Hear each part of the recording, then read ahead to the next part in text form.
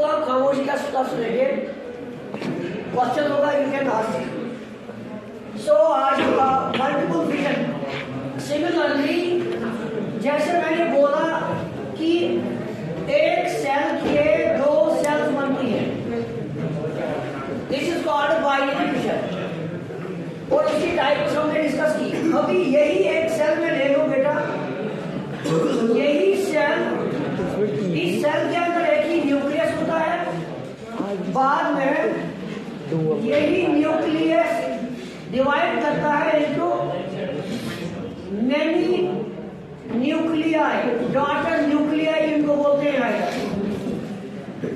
उसके बाद इन्हीं डॉटर न्यूक्लियाई पे के ऊपर एक अपना कवर चढ़ जाता है, अपनी एक थिन मेम्ब्रेन चढ़ जाती है, और जो बाहर ये अभी तक इनको प्रोटेक्ट किए हुए थी, that was cyst, it is called cyst, जो इनको प्रोटेक्ट करती है till the favourable conditions would come. जब तक ना फेवरेबल कंडीशंस आएगी तब तक ये सिस्ट न्यूक्लियस को, इन न्यूक्लियाई को प्रोटेक्ट करती है। उसके बाद फेवरेबल कंडीशन आने पर ये जो सिस्ट वॉल है ये ब्रेक हो जाता है और it releases the many many many nuclei. So बेटा एक सेल चेंज होती है into many cells due to the fission, due to the breakdown, जहां ब्रेकडाउन हो रहा था फिर, so it is called multiple fission. I have given you the definition of this. If an organism splits into many new organisms is called multiple fission, and its example is malarial parasite. It is found in malarial parasite, and we can say plasmodium also. तो बेटा ये था multiple fission. Let's move.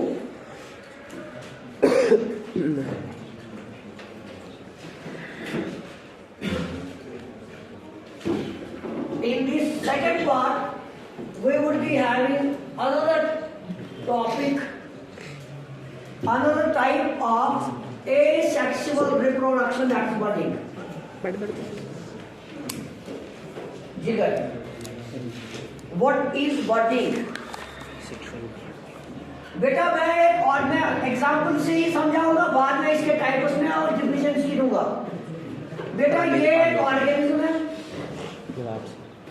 इसका एक nucleus है, इस organism में एक और आउटग्रोथ यहाँ चढ़ जाती है, इसके ऊपर एक और आउटग्रोथ चढ़ जाती है। ये जो मोस्टिन आउटग्रोथ आ रही है इधर, एक मेन ऑर्गेनिज्म ये है, और यहाँ पे मोस्टिन ये आउटग्रोथ है। इसी आउटग्रोथ को बड कहते हैं, इसी आउटग्रोथ को बड कहते हैं।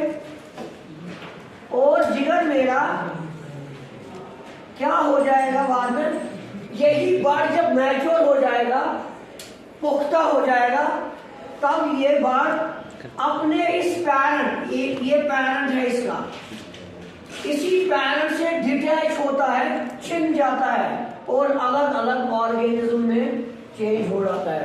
तो यहाँ पे बेटा आउटग्रोथ आके एक ही ऑर्गेनिज्म से बहुत सारे ऑर्गेनिज्म बन रहे हैं, लेकिन बर्ड बन गया एक नए इंडिविजुअल में। यही आउटग्रोथ, यही बंजर पोर्शन जो था, ये एक नए ऑर्गेनिज्म में चेंज हो गया, विच इज कॉल्ड बडिंग। और जो मैंने यहाँ पे एग्जाम्पल लिखी है, example it is found in yeast.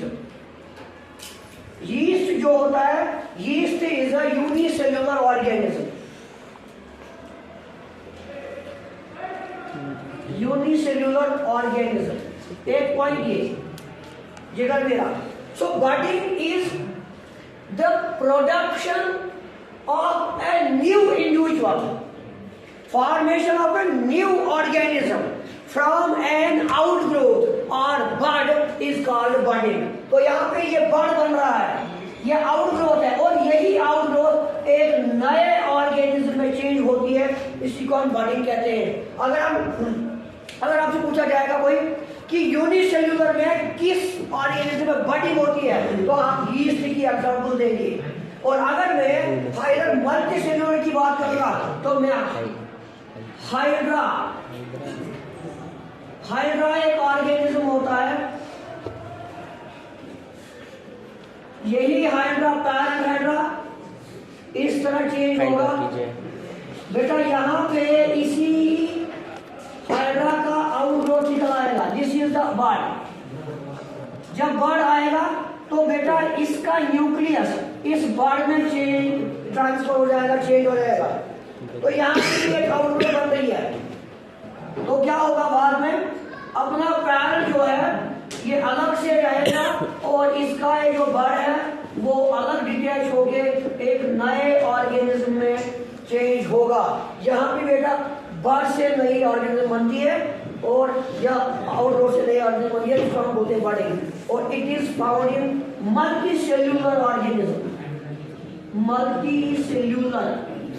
Organism. साथ साथ में क्वेश्चन में लिख रहा हूं एंड एग्जांपल इज हाइड्रा।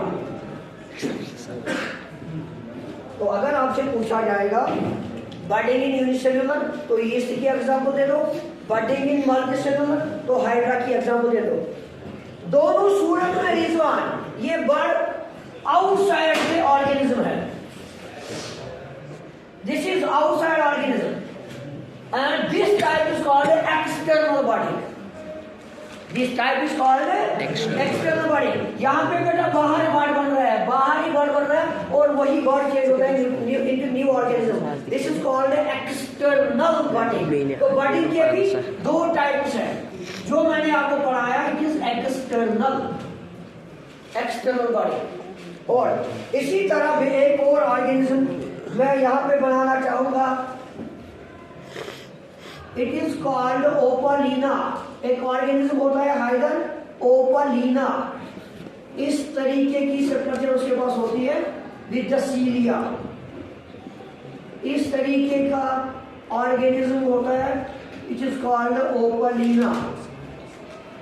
इसमें सेफला जो बर्ड बनते हैं वो इसके अंदर साइड बनते हैं, इसके इनसाइड बॉडी बनती है फिर ग्रोथ होती है इनकी।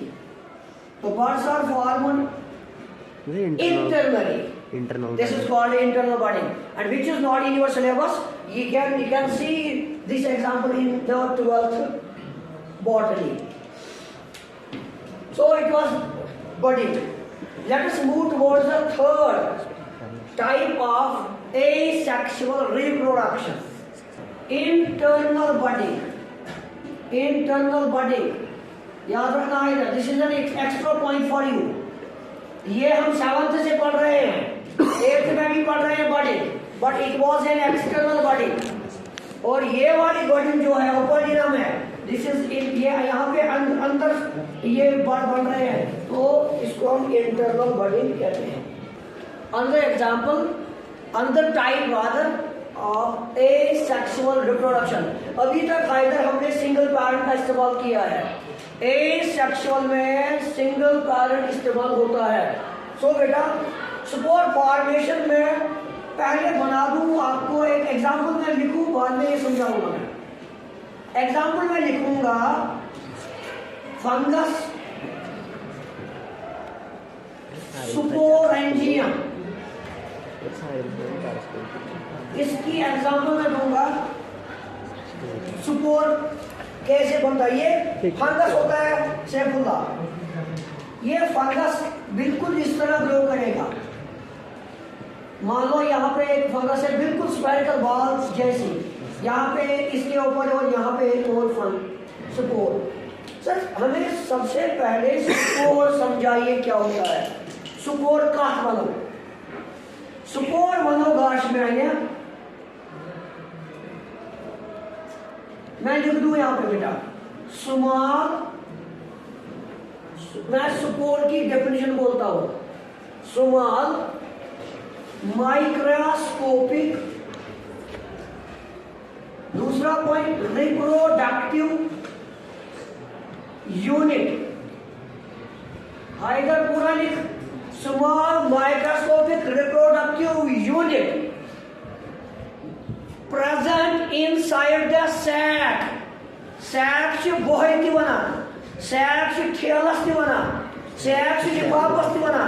In the sac, जिधर इस sac के अंदर छोटे छोटे माइक्रोस्कोपिक रिप्रोडक्टिव यूनिट्स बनते हैं और इन्हीं रिप्रोडक्टिव यूनिट्स को हम स्पोर्स बोलते हैं, कॉल्ड स्पोर्स.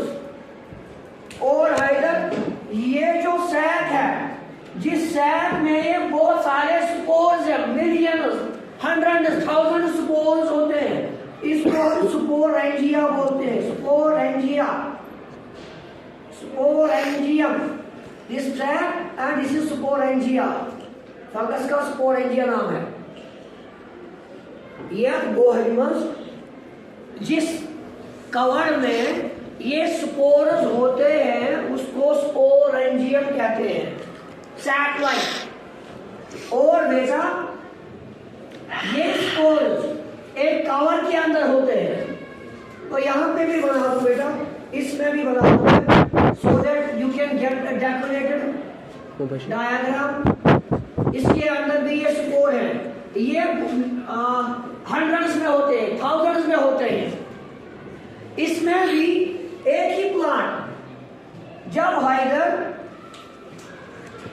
विंड ब्लो करेगी, जब हवा चलेगी, तो ये स्पोरेंजियम डिटैच होके कहीं दूर गिरेगा, which is called dispersal.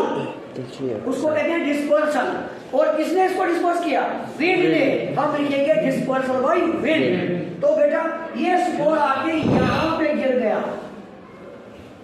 Spore जब यहां गिर गया, इसको मिलेगी फेवरेबल कंडीशन टॉपिक, मतलब जो इसको डैम्प सॉइल चाहिए, इसको मॉइस्चरस मिट्टी चाहिए, पानी चाहिए, जहां पे इसको मिलेगी वो कंडीशंस, तो ये एक नए फंगस में ग्रो करेगा. This is called spore formation. और एक नया स्पोरेंजिया बन गया. Spore is small microscopic reproductive unit is called a spore. Formation of hundreds of new cells, hundreds of daughter nuclei from a single spore is called a spore formation. तो बेटा यहाँ पे भी हमने एक ही पैरेंट को इस्तेमाल किया, एक स्पोर को इस्तेमाल किया, मतलब यही स्पोर यहाँ गिर गया और इसी स्पोर से एक नया प्लांट बन गया.